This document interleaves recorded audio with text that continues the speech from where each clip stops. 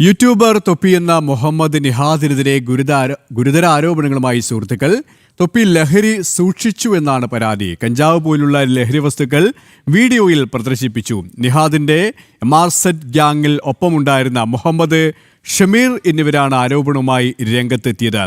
ഇവരുമായി ജിജീഷ് കരുണാകരൻ ചേരുകയാണ്. ജിജീഷ്, ഈ സുഹൃത്തുക്കൾ തൊപ്പിക്കെതിരെ ഗുരുതരമായ ആരോപണങ്ങൾ തന്നെയാണ് ഉന്നയിച്ചിരിക്കുന്നത്. ഈ ആരോപണത്തിന് പിന്നാലെ പോലീസിന്റെ ഏതെങ്കിലും തരത്തിലുള്ള ഇടപെടലുണ്ടായിട്ടുണ്ടോ? പോലീസിൽ ഏതെങ്കിലും തരത്തിലുള്ള പരാതികൾ ലഭിച്ചിട്ടില്ല. പോലീസ് അന്വേഷണം ആരംഭിച്ചിട്ടുമില്ല. എന്നാൽ പരാതി നൽകിയ ആളുകൾ വ്യക്തമാക്കുന്നത് ഇത് ഈ ഓപ്പറേഷൻ തൂഫാൻ, ലഹരിക്കെതിരായ പുതിയ സർക്കാർ വന്നതിന് ശേഷം നടപ്പിലാക്കുന്ന ശക്തമായ നടപടികൾ എന്ന രീതിയിൽ തുടങ്ങിയ തൂഫാൻ അതിന്റെ ഭാഗമായി കാണണം.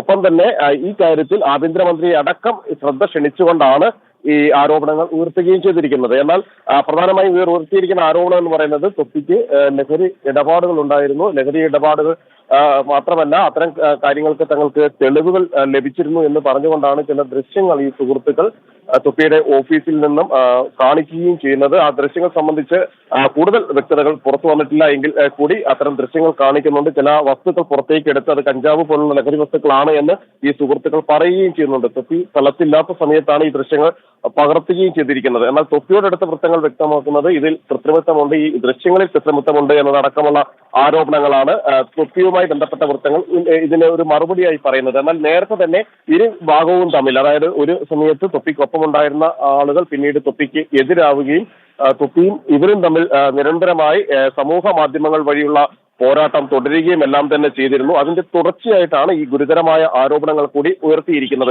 മാത്രമല്ല, നേരത്തെ തൊപ്പിയുടെ റൂമിൽ വെച്ച് ലഹരി പിടിച്ച സംഭവം ഉണ്ടായിരുന്നു. അതുമായി ബന്ധപ്പെട്ട് തൊപ്പി അന്വേഷണം നേരിട്ടു. പിന്നീട് വളരെ നാളുകൾക്ക് ശേഷമാണ് ആ കേസിൽ നിന്ന് തൊപ്പി ഒഴിവാകുകയും ചെയ്യുന്നത്. എന്നാൽ സുഹൃത്തുക്കൾ ആ കേസിൽ, മറ്റു ചില സുഹൃത്തുക്കൾ ഈ കേസിൽ ഉൾപ്പെടുകയും ചെയ്തിരുന്നു. അതിന്റെ തുടർച്ചയായിട്ട് തന്നെയാണ് ഏറ്റവും ഗുരുതരമായ ആരോപണങ്ങൾ ഇപ്പോൾ തൊപ്പിക്കെതിരെ ഉയർന്നിരിക്കുന്നതും ഇതുമായി ബന്ധപ്പെട്ട് അന്വേഷണത്തിന്റെ സാധ്യതകൾ പോലും തെളിയുകയും ചെയ്തിരിക്കുന്നത്.